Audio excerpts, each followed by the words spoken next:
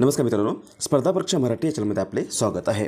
मार्च महिन्यामधल्या चालू घडामोडीचा हा आपला दुसरा व्हिडिओ आहे। यापूर्वीच्या सगळे व्हिडिओच्या लिंक खाली डिस्क्रिप्शन बॉक्समध्ये दिलेले आहेत, त्यावर क्लिक करून तुम्ही यापूर्वीचे सगळे व्हिडिओज पाहू शकता। व्हिडिओ आवडले तर व्हिडिओ लाईक करा, चॅनल आतापर्यंत सबस्क्राईब केलं नसेल तर सबस्क्राईब करा। आता आपण आजचा व्हिडिओ सुरू करूयात। आजचा आपला पहिला प्रश्न आहे, खालीलपैकी कोणता दिवस जागतिक समुद्री गवत दिन म्हणून साजरा करण्यात येतो? याचं बरोबर उत्तर आहे पर्याय क्रमांक 1 मार्च। 1 मार्च हा दिवस दरवर्षी जगभरात सागरी परिसंस्थेमध्ये सागरी गवतांचं असलेलं महत्त्व अधोरेखित करणे या उद्देशाने जागतिक समुद्री गवत दिन म्हणून साजरा करण्यात येतो। पहिल्यांदा हा दिवस 2023 या वर्षामध्ये साजरा करण्यात आला होता आणि यावर्षी हा दिवस healthy sea grass healthy planet या थीमखाली साजरा करण्यात आलेला आहे। उत्तर असेल पर्याय क्रमांक 1 मार्च। पुढचा प्रश्न, खालीलपैकी कोणाची नुकतीच सेबीचे नवीन अध्यक्ष म्हणून नियुक्ती करण्यात आली आहे? याचं बरोबर उत्तर आहे पर्याय क्रमांक 3 तुहिन कांता पांडे। हे बघा, हे आहेत तुहिन कांता पांडे आणि यांची नुकतीच आता सेबीचे नवीन अध्यक्ष म्हणून नियुक्ती करण्यात आलेली आहे। यापूर्वी सेबीच्या अध्यक्ष होत्या माधबी पुरी बुच आणि या 28 फेब्रुवारी 2025 या दिवशी निवृत्त झालेल्या आहेत। त्यामुळे यांच्या जागेवर आता या तुहिन कांता पांडे यांची सेबीचे नवीन अध्यक्ष म्हणून नियुक्ती करण्यात आलेली आहे। ते सेबीचे आतापर्यंतचे 11वे अध्यक्ष असून ते 3 वर्ष अध्यक्षपदावर राहणार आहेत।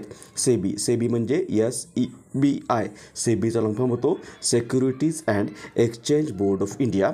ही भारतातील भांडवली बाजारावर नियंत्रण ठेवणारी सर्वोच्च संस्था आहे। हिची स्थापना झालेली आहे 12 एप्रिल 1988ला 1988ला।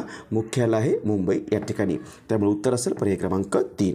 पुढचा प्रश्न, महिला शांती सैनिकांचं पहिलं संमेलन नुकतंच कोणत्या ठिकाणी संपन्न झालं आहे?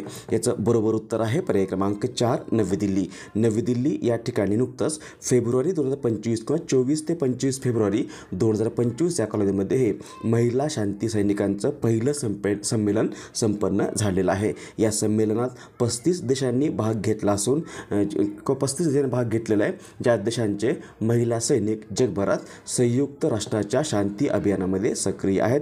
आणि या संमेलनाचं उद्घाटन भारताचे केंद्रीय परराष्ट्र मंत्री डॉक्टर S जयशंकर यांनी केलेलं आहे। आणि हे संमेलन संयुक्त राष्ट्र शांती अभियानामध्ये महिलांच्या भागीदारीला प्रोत्साहन देणं या उद्देशाने आयोजित करण्यात आलेलं संमेलन होतं। या वर्षीची थीम होती women in peace keeping a global south perspective. उत्तर असेल पर्याय क्रमांक 4। पुढचा प्रश्न, नुकतेच प्रकाशित झालेले दिया सलाई हे कोणाचे आत्मचरित्र आहे? याचं बरोबर उत्तर आहे पर्याय क्रमांक 4 कैलास सत्यार्थी।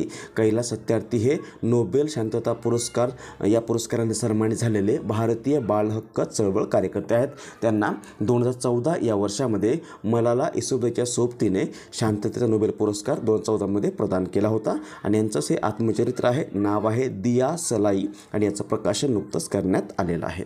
पुढचा प्रश्न, खालीलपैकी कोणता दिवस जागतिक नागरी सुरक्षा दिन म्हणून साजरा करण्यात येतो? उत्तर आहे पर्याय क्रमांक 1 मार्च।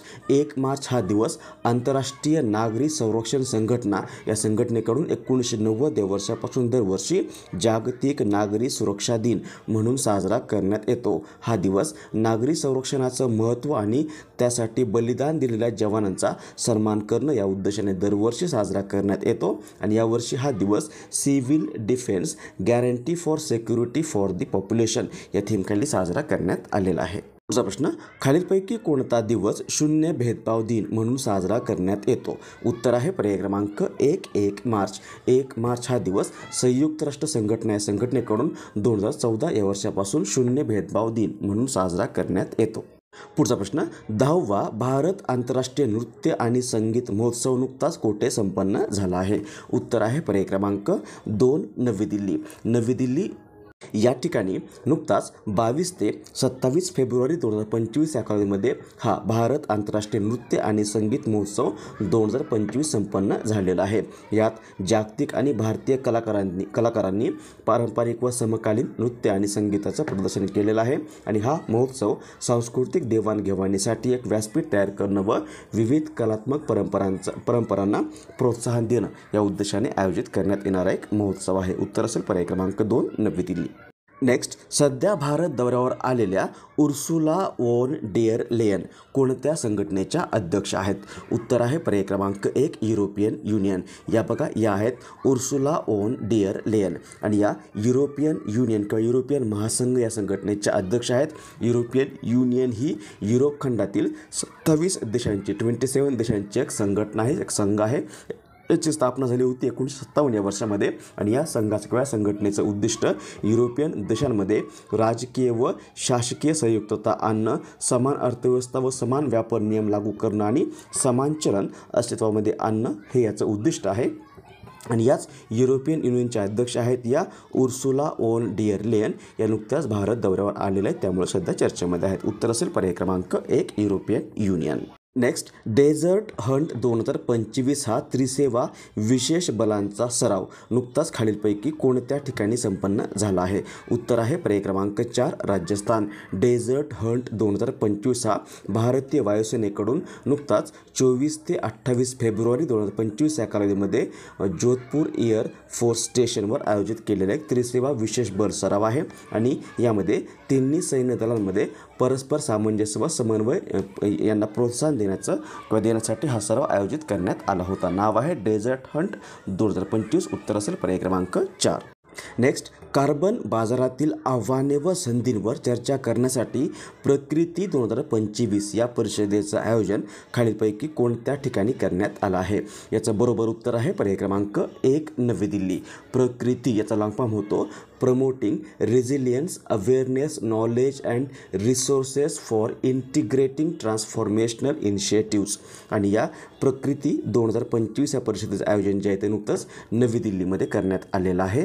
कार्बन बाजारावरील आव्हानं आणि संधींवर चर्चा करण्यासाठी जागतिक तज्ज्ञांना एकत्र आणण्यासाठी ब्युरो ऑफ एनर्जी एफिशियन्सीकडून याचं आयोजन केलं होतं किंवा करण्यात आलेलं आहे आणि यामध्ये जगभरातील 600 तज्ज्ञ सहभागी झाले होते. त्यामुळे उत्तर असेल पर्याय क्रमांक 1 नवी दिल्ली. त्यानंतर लास्ट व्हिडिओमध्ये तुम्हाला विचारलेल्या प्रश्नाचा प्रश्न होता की खालीलपैकी कोणता दिवस भारतात राष्ट्रीय महिला दिन म्हणून साजरा करण्यात येतो?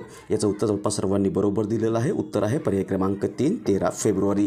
13 फेब्रुवारी हा दिवस दरवर्षी आपल्या भारतामध्ये राष्ट्रीय महिला दिन म्हणून साजरा करण्यात येतो. यानंतर आजचा प्रश्न ज्याचं उत्तर तुम्हालाच खाली कमेंट्समध्ये द्यायचं आहे. प्रश्न आहे, नुकत्याच प्रसिद्ध झालेल्या करप्शन परसेप्शन इंडेक्स 2024मध्ये भारत कितव्या क्रमांकावर राहिला आहे? ऑप्शन्स आहेत 90व्या, 96व्या, 100व्या की 103व्या. याचं बरोबर तो तुम्हाला खाली कमेंट्समध्ये द्यायचं आहे.